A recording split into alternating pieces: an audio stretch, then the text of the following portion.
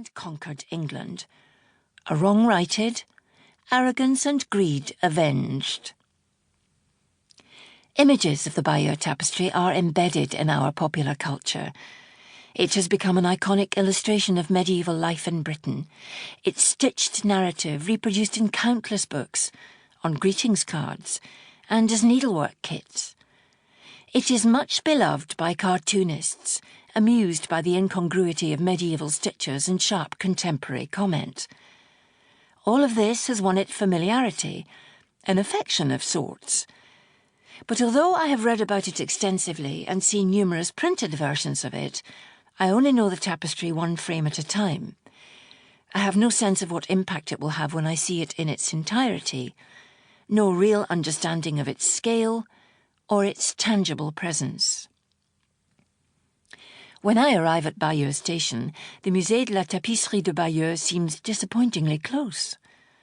There's only a road to cross, a few hundred yards to walk, a conker-crunching stroll through a tree-lined car park to reach the museum's entrance. I had hoped for more of a pilgrimage, a little more time to savour the quest. I buy my ticket and snake through a surprisingly lengthy maze of red-corded barricades used to corral the swell of visitors in high season. The Bayeux Tapestry is a popular tourist destination, attracting close to 400,000 visitors a year. Even today, on a cold October morning, there is a queue. The girl at the desk hands me an audio guide and instructs me about its function keys, but in truth, I'm not listening. I'm like a greyhound waiting for the retort of a starting pistol. I'm ready for the off. A long, dark room is illuminated by a gleam of cream, a river of textile that stretches as far as the eye can see and flows back on itself again. I forgo the audio guide. This is to be an encounter between me and the tapestry. I want it to be my guide, to hold me back or beckon me forward, to insist on discovery at its own pace. The thrum of audio commentaries intrudes, and while I can block out its babel of different languages, I can't avoid the sonorous soundtracks, the chanting of medieval songsters whose voices follow me, rising and falling, to chorus my meanderings. For the Bayeux Tapestry invites promenading. I stroll along its banks, surprised at how easily, given its vastness, it draws you into its smallest details.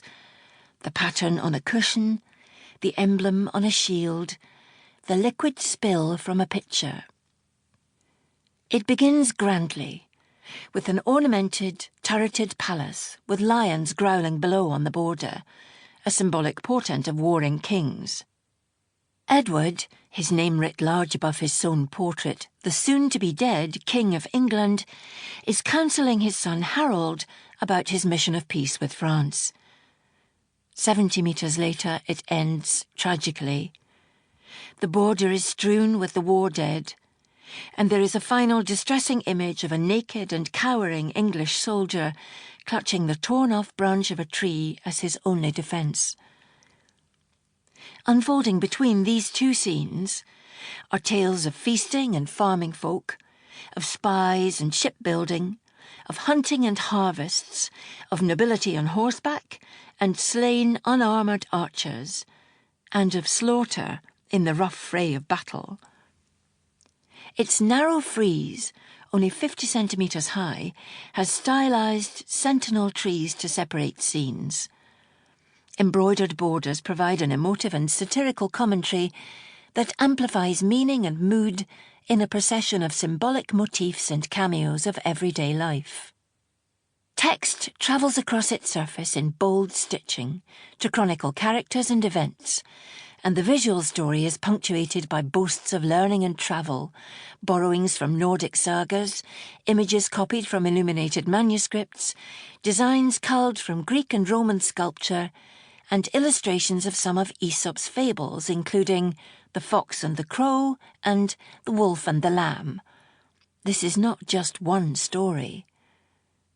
This is a complex, multi-layered series of historical, biblical, mythical, and cultural